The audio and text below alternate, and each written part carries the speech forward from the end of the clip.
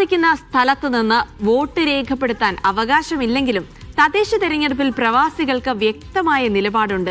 നാട്ടിലെ അടിസ്ഥാന സൗകര്യ വികസനത്തിന് മുൻതൂക്കം നൽകുന്ന ഭരണം വേണമെന്ന് പറയുന്നു പ്രവാസികളിൽ പലരും.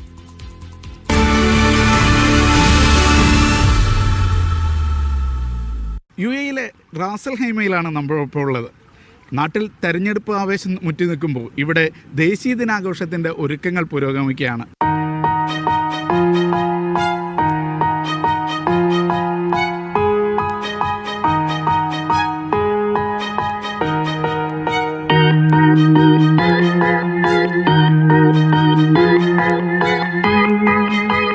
കിലോമീറ്ററുകൾക്കകലെ അക്കരെയാണ് വോട്ടെടുപ്പ് നടക്കുന്നത് എന്നുണ്ടെങ്കിലും പ്രവാസികൾക്ക് തദ്ദേശ തെരഞ്ഞെടുപ്പിൽ കൃത്യമായ ചില നിലപാടുകളുണ്ട്.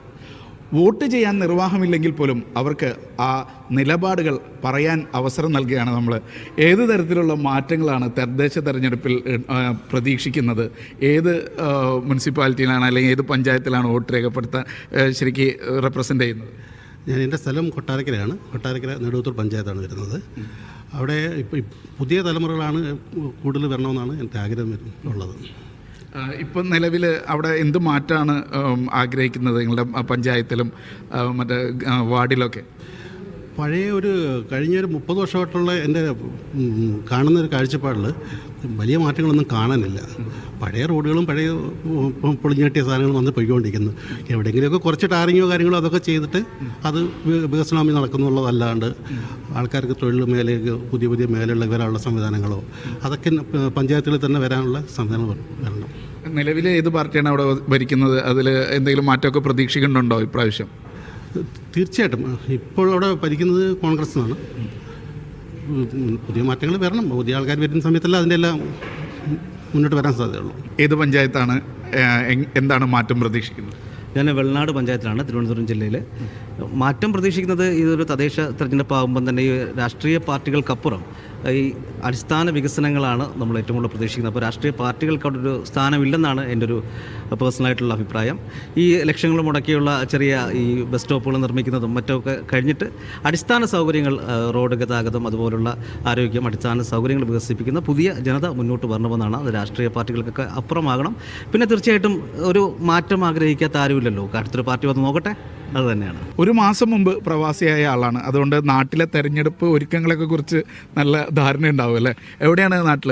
കണ്ണൂരാണ്. കണ്ണൂർ. എങ്ങനെയുണ്ട് അവിടുത്തെ രാഷ്ട്രീയം? അവിടെ ഭയങ്കര സ്ട്രോങ് അല്ലേ? കണ്ണൂർ രാഷ്ട്രീയത്തിൽ ഭയങ്കര പേരിട്ട സ്ഥലമല്ലേ? ഞാൻ കണ്ണൂർ കോർപ്പറേഷൻ ഇതിലെ പരിധിയിലെ വരിക. എങ്ങനെയുണ്ട് അവിടുത്തെ തെരഞ്ഞെടുപ്പ് പ്രവർത്തനങ്ങളും എന്തൊക്കെയാണ് അവിടുത്തെ പ്രതീക്ഷകൾ? ഞാൻ വരുന്ന സമയത്ത് അതിൻ്റെ ഒരു ചൂട് തുടങ്ങിയൊരു സമയമാണ്. പിന്നെ ഞാൻ വന്നതിന് ശേഷമാണ് അവിടുത്തെ സ്ഥാനാർത്ഥിയാണെങ്കിലും പ്രഖ്യാപിച്ചത്. വലിയൊരു മാറ്റം കാണുന്നുണ്ട്. സാധാരണ പോസ്റ്ററിനെല്ലാം ഉപരി പ്രാവശ്യം പിന്നെ സോഷ്യൽ മീഡിയ ഇതൊക്കെ ആയിട്ട് ഭയങ്കര, പിന്നെ ഒരുപാട് ചെറുപ്പക്കാർ ഇപ്രാവശ്യം ഇറങ്ങിയതായിട്ട് കാണുന്നുണ്ട്. അതിൽ ഭയങ്കര സന്തോഷമുണ്ട്. വലിയൊരു മാറ്റി പ്രാവശ്യം പ്രതീക്ഷിക്കുന്നുണ്ട്. ഉണ്ടാവും. ചെറുപ്പക്കാരുടെ ഭരണത്തിലേക്ക് തദ്ദേശ സ്ഥാപനങ്ങൾ പോകുമെന്നാണോ? ഒരു മാറ്റം അനിവാര്യമാണല്ലോ. അപ്പോൾ അതിൻ്റെ ഒരു എന്താ പറയുക, ഒരു ചേഞ്ച് എന്തായാലും പ്രാവശ്യം ഉണ്ടാവും. പിന്നെ സോഷ്യൽ മീഡിയ അങ്ങനത്തെ ക്യാമ്പയിനൊക്കെ ആയിട്ട് ഭയങ്കര സ്ട്രോങ്. നിലവിൽ ആരാ അവിടെ ഭരിക്കുന്നതൊക്കെ? അവിടെ നിലവിലിപ്പോൾ കോൺഗ്രസ് ആണ്, UDF ആണ് ഉള്ളത്. പിന്നെ മേയറും ഒക്കെ ആയിട്ട് UDF ആണ് നിലവിലുള്ളത്. ഭരണമാറ്റം ഉണ്ടാവുമോ? അത് ഒന്നും പറയാൻ പറ്റില്ല.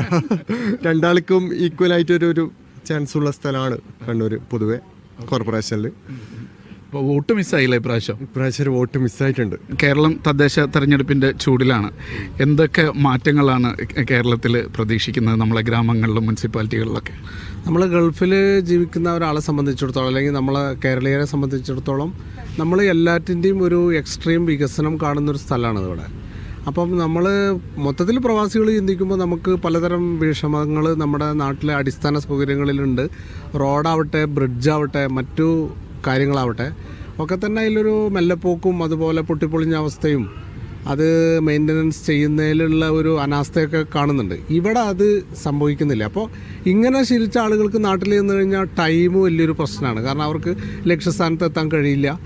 അങ്ങനെ പലതരം. അപ്പോൾ നമ്മളിപ്പോൾ റോഡ് ഇത് മാത്രമല്ല, മറ്റു അടിസ്ഥാനപരമായിട്ടുള്ള മേഖലയും കൂടി നോക്കുമ്പോൾ അവിടെയൊക്കെ നമുക്കിത് ഫീൽ ചെയ്യുന്നുണ്ട്. അപ്പോൾ ഒരു വോട്ടറെ സംബന്ധിച്ചിടത്തോളം, ഒരു പ്രവാസി വോട്ടറെ സംബന്ധിച്ചിടത്തോളം ഇതൊക്കെയാണ് ആദ്യം മനസ്സിലേക്ക് വരുന്നത്.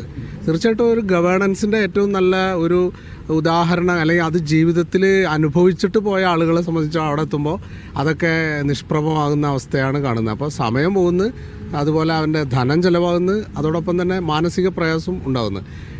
അപ്പോൾ ഇതിലൊക്കെ ഒരു മാറ്റം വരണം എന്നാണ് പ്രവാസികൾ ഉദ്ദേശിക്കുന്നത്. ഒരുപാട് പ്രവാസികൾ ഈ മേഖലയിൽ ഉള്ള ആളുകൾ തന്നെ നാട്ടിൽ മത്സരിക്കുകയും ഒക്കെ ചെയ്യുന്നുണ്ട്. അപ്പോൾ ആ നിലക്ക് അത്തരം ആളുകൾക്ക് അതിലൊക്കെ കുറേ മാറ്റങ്ങൾ കൊണ്ടുവരാൻ പറ്റും. അത്തരത്തിൽ ഗവൺമെൻറ്റിൻ്റെ ഭാഗത്തുനിന്നും നല്ല അനുകൂലമായിട്ടുള്ള നീക്കങ്ങൾ ഉണ്ടാവുകയാണെങ്കിൽ നമ്മുടെ കേരളത്തെ നമുക്ക് സുന്ദരമാക്കാം. മൊത്തത്തിലൊരു പട്ടണം എന്ന രീതിയിലൊക്കെ കേരളത്തെ ഉടനീളം ചിത്രീകരിക്കാവുന്ന തരത്തിലേക്ക് കേരളം മാറിയിട്ടുണ്ട്.